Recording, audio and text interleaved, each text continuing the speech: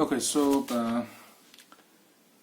এটা আমার first try, মানে এই ভার্সনে আমি কোনোদিনই পড়াইনি, তোমরা জানো, but the situation demands, and that is the fundamental reason that why I have to follow this particular medium for teaching. আজকের যে ব্যাপারটা নিয়ে আমি আজকে বলবো সেটা হচ্ছে তোমাদের ওই টমাস গ্রের যে এলিজি রিটেন ইন Churchyard বলে যে পোয়েমটা রয়েছে সেটা নিয়ে।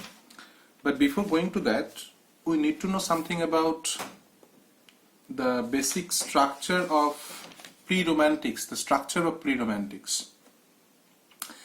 Basically, Gray's Elegy written in Churchyard, this particular poem is being conceptualized as falling under the group of writers like James Thomson. There are persons like Thomas Gray, there is William Collins, James Macpherson, Thomas Percy, Thomas Chatterton and others. And these are the poets who are to be considered as pre-romantics. So fundamentally, before going to this particular text, that is Elegy written in a country churchyard, we need to know about the pre-romantics. Who are the pre-romantics? Why are they so called? And how so far the basic features of pre-romanticism can be applied to Elegy written in a country churchyard. What I'm trying to suggest here is that Gray's Elegy written in a country churchyard, this particular poem, as I have just mentioned, that it is being conceptualized as a signature poem by Gray, and it is belonging to the nature of pre-romanticism. So what is pre-romanticism? That is the fundamental quest, that is the fundamental query that we have to answer. Basically, so far as the ages are concerned, we will find that the 18th century and the later part of 18th century, this particular section, you see that the neoclassical period, you see that neoclassical period and romantic period, these are coming side by side, and generally it is being conceptualized that the romantic period has come as an aftermath to neoclassical period.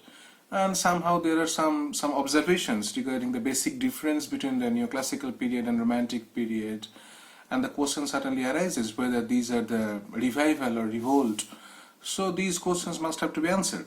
So the fundamentally, if you actually go through M.H. Abrams, where there is a discussion on the phases of English literature, there you can get that neoclassical period and romantic period, these are vastly different, you see. So fundamentally, it can be possible that whenever the romantic period began, it began on a particular day. It can be possible. So therefore, whenever we will deal with romantic literature, as we have already discussed about romantic literature and romantic poems, the basic trends of romanticism that is got reflected in Keats's writing and Shelley's writing and Wordsworth's writing. So somehow there was a jump, you see, that neoclassical period and romantic period, there is a vast difference, and there must be a particular time period where you see that it's a kind of a juncture, you see. So ultimately you will find that the features of neoclassicism and the features of romanticism must have to come at a close contact. This is the period which is called the transitional period, and this is the period that has to be considered as the pre-romantic period. And Edward Albert, that is the Oxford Concise History of English Literature, it points as the age of Samuel Johnson. Yes, first comes age of Milton, then comes age of Dryden, then comes age of Pope, and now it is age of Johnson. So what are the features that actually guided the writers like Gray and Thomson and Collins and Cowper and others? Basically, as I have already suggested, that the features of neoclassicism and the features of romanticism altogether found to be present in these patterns of poetry. So the features of romanticism first. So for example, that is the features that I have already discussed, like say return to nature, like subjectivism, like some imagination to the highest extent, lyricism, some didactic interpretations, all these features. You see that the other features are also there in romantic poetry, but all the features cannot be traced in this kind of poems like Elegy in the Churchyard. Fundamentally, whenever you will think of this particular poem, that is Elegy written in the Churchyard, you will find that the title of this poem, say for the first time, it calls Elegy. So the question is, what do you mean by elegy? What is an elegy, right? Elegy, this particular poem, has to be considered as a poem belonging to the subjective notions and subjective ideologies. Whereas in the neoclassical period, as we have already suggested, we have already discussed, the neoclassical period always thought about the public self of the human being. Whereas the romantic literature, it always focuses on the subjective, personal self of an author. So this subjective notion, that what I am thinking, you see, that I have two selves, okay? One self is my personal self that I am thinking at this moment. Another self is the social self that I have already suggested, that whenever in the neoclassical literature the writer is writing in terms of his society, so the question certainly arises whether his work or his poetry, his novels or his plays, how so far these can be applicable, these can help in the betterment of the society. So your general self or your social self is actively participating or actively in work in the neoclassical literature. Somehow, whenever you will going through or you are going through the romantic literature, you have already found and you have already gone through that in the romantic literature, what I am thinking, it is much more important than what my social self is thinking, you see. So the betterment of the society is always a part of literature, obviously, but somehow whenever we are thinking in terms of the romantic literature, we have traced that Wordsworth is writing his Solitary Reaper, Wordsworth is writing his Daffodils, or maybe Tintin Abbey, that I have already discussed with you. Everywhere you will find that Wordsworth is focusing on his own feeling, his own thoughts, his own imagination, his own realization, and he comes to the resolution that I am the true worshipper of nature. Somehow the basic trends of romantic literature, these are in the embryonic form in the transitional period. That's why they are called the pre-romantics, you see. That means precursors of romanticism. Somehow, whenever we are thinking of romanticism, the features that are found in abundance in romantic literature, these are actually inaugurated by the writers like the names that I have already discussed about. Now, what I'm trying to suggest here is the term elegy. Yes, elegy is a term, if you go through the patterns of poetry, then you will get poetry can be divided, as I've already discussed it, poetry can be divided into three major sections. Okay, the first one is called the narrative poetry, the second one is called the dramatic poetry, and the third one is called lyric poetry. Okay. For narrative poetry, it is the epic poetry. And for dramatic poetry, it is already discussed that these are to be considered as tragic dramatic poetry and comic dramatic poetry. And that is tragedy and comedy that we find. So somehow the last part, that is the lyrical poetry, it can be divided into, say, 3 or 4 subsections. The first one is called ode. And it's the Ode to Nightingale, Ode on a Grecian Urn, and the Keatsian Odes, and Shelley's Odes, that is Ode to the West Wind. The second one is called Elegy. Okay, and what is elegy? Elegy actually means a type of poetry where you can find a kind of lament. But somehow, if you go through the term, that is the etymology of elegy and the basic features of elegy, you will find somehow that at the very beginning, elegy focused on a particular kind of a meter. You see, it is dactylic hexameter and pentameter alternating. So it is not known to you, that is the metrical arrangements of the poems, because the prosody part is not in your syllabus at the present instant. Somehow at the later period you will find that that whenever you are thinking of elegy, it's called in Bengali Bilab Giti. Okay, so somehow whenever we are going through elegy, or we are dealing with elegy, there must be something sad or sordid, something that is completely lost. Okay, so whenever we are going through English literature, at the earliest extent, that is called the Anglo-Saxon literature, Anglo-Saxon elegy is also there, you see. That means it was nearly, say, 597 AD.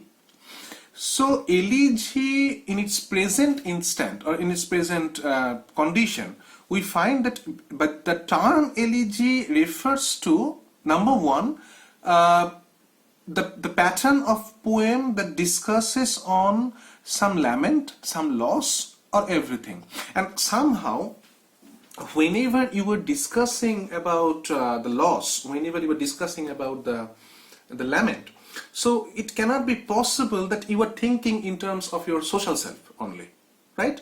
So the fundamental focus of an elegy writer is the pain or suffering or a kind of loss which was there within your mind, which was there within yourself, but now you are feeling the loss. So somehow that is the fundamental feature of elegy, and this should be considered as a pattern of poem where your personal feeling, your personal emotion, your personal thoughts got expressed. Okay, and the loss is always there. The lack is always there, and it is somehow the lament is always there. The second thing that is important regarding the title of this particular poem, that is Elegy in Churchyard, that is the term countryside. Now, fundamentally, whenever we are thinking of neoclassical period, as I've already mentioned, neoclassical period deals with what should I say, the typical city-centric, or cities, you see, the city life, city-centric lives, and the manners, the patterns of life, all these things have been discussed in detail in the neoclassical period. Whenever you are going through neoclassical comedy of manners, that is restoration comedy of manners, or restoration tragedy, or maybe restoration, say, or the poems, and obviously the novels that were written during this period, the novels by Richardson and Daniel Defoe and others, you see, that mostly they are dealing with the society, and obviously the society that is governed and the society that is completely being nourished and nurtured and maybe inculcated by the aristocrats. Okay, and at the later period, this is the 18th century, we find that the writers are focusing on the mediocres because this is the ascendance of the bourgeoisie.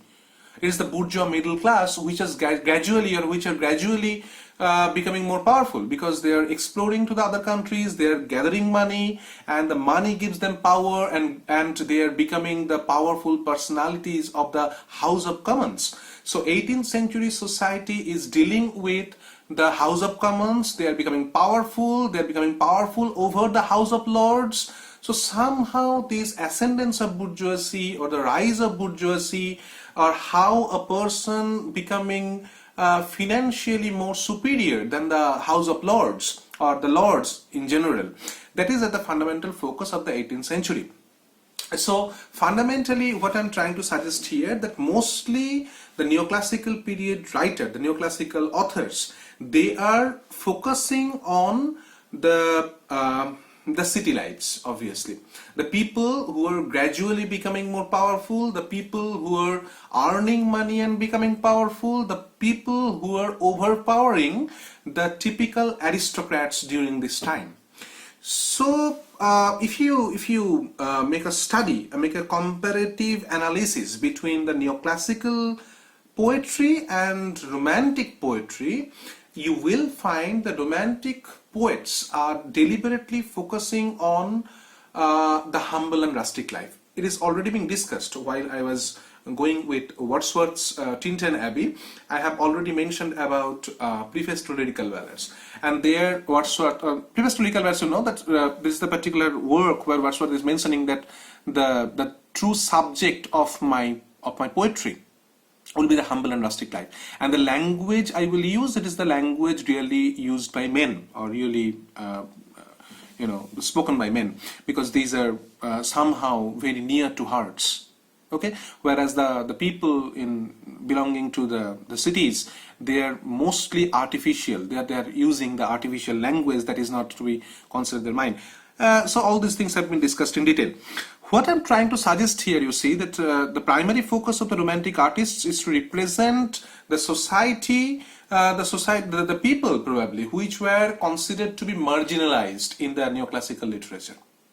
They were not being considered as important in the neoclassical society, in the neoclassical pattern of society.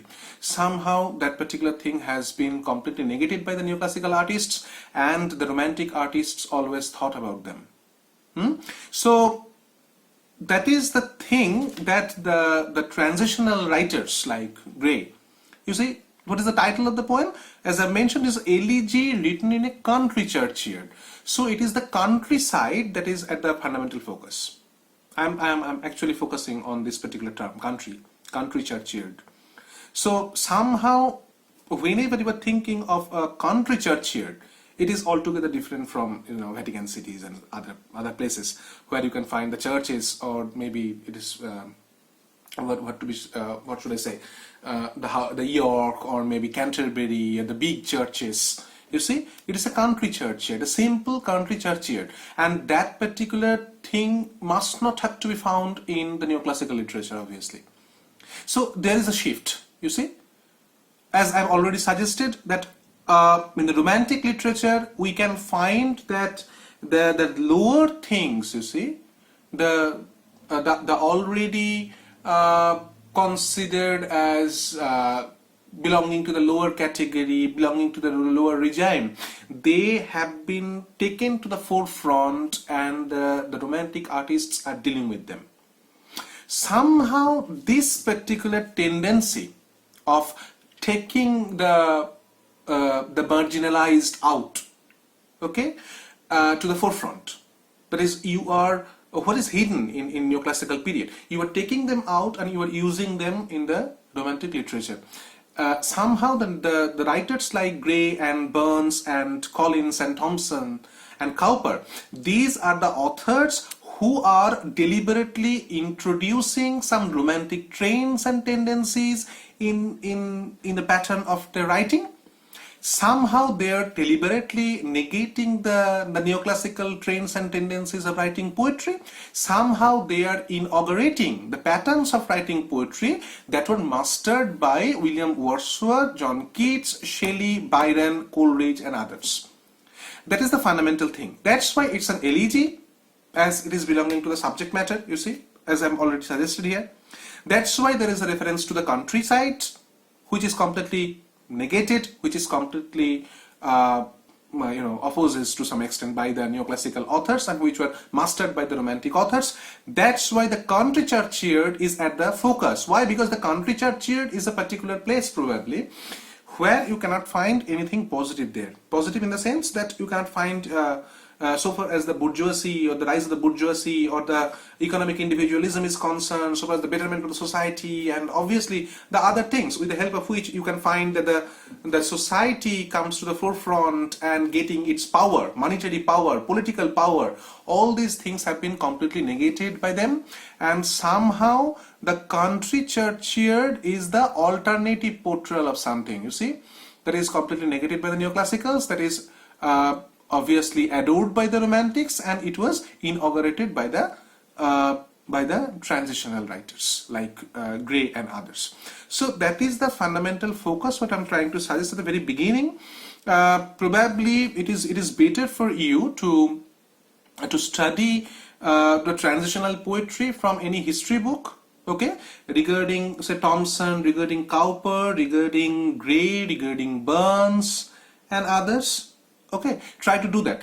It will be better to if you go through the books where these are written in detailed form. You see, it's not simply the informations, that is who is Gray and what are his writings or so. It is not so. You need a story. Okay, so somehow go through them and ultimately try to identify the basic features of the transitional poetry, and then we can move towards the second section, that is the poem itself, obviously, because it is in a detailed study. So we need to know why such a kind of a countryside, why such a kind of a description of the countryside. All these things have been discussed in detail.